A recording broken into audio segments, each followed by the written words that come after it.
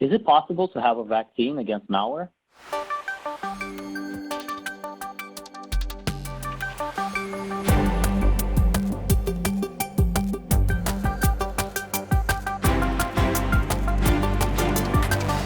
Dan, I understand that there's been a good finding with Emotet in a bug.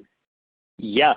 So this is one of my favorite types of stories because it shows that as much as adversaries like to hack into things, they can also actually, I guess, make mistakes in their software, which leaves their malware vulnerable.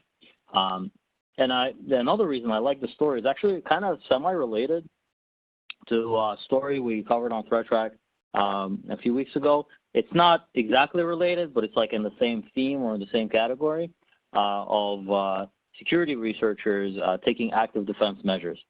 So I guess before I talk about how great the story is, let me tell you what it is and what happened.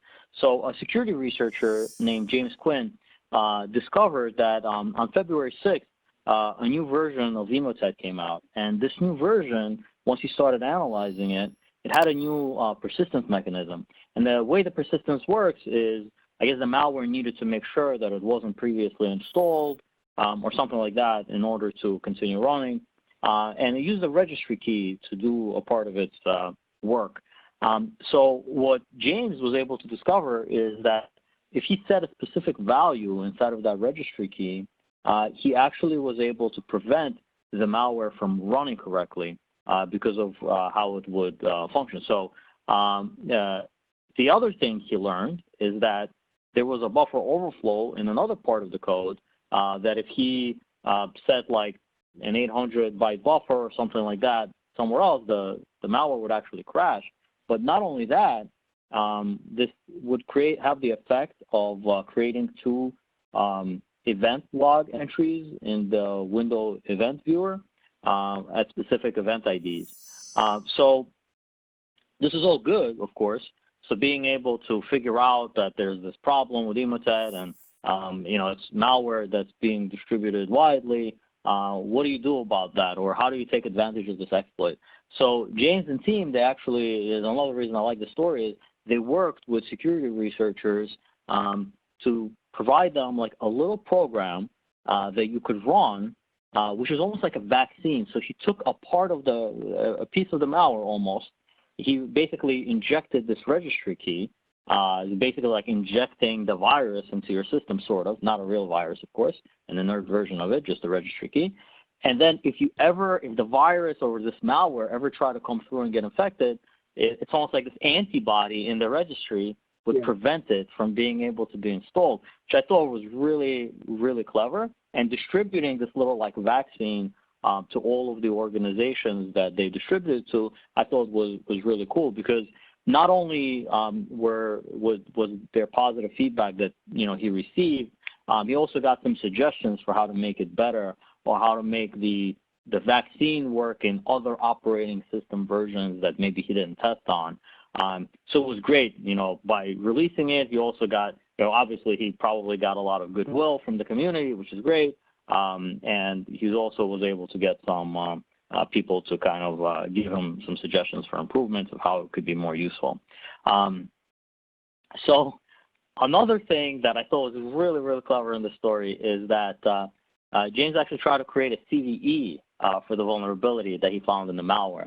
But the MITRE didn't take it. I didn't know this, is something I learned, but apparently if your software is defined primarily as malware, they will not, create CVEs for it. They'll only try to create CVEs for legitimate stuff. Yeah, no bug bounty. That's right. Yeah, no bug bounty. So unfortunately, the adversaries, we know they're always adapting, and so currently this vaccine doesn't work. So they're kind of publicly talking about it now, just to kind of share the coolness of the story. But the fact that he was able to use some clever, I would say, malware reverse engineering jujitsu to create a vaccine for a real Trojan is kind of cool. And at least it worked for a few months and kept organizations a little bit safer who were able to take advantage of this vaccine. It's a really cool story. Hope you guys enjoy it.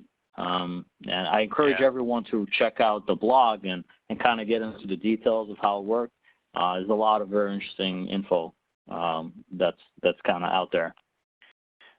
What's amazing to me is that they were able to actually keep this sort of under wraps for almost 6 months. Yes. So it's been 6 months, and I didn't even realize it. I didn't realize that, in essence, they're saying that Emotet had been dormant for the last 6 months, at least for some. I'm assuming some of these organizations that had gotten this vaccine, as you call it.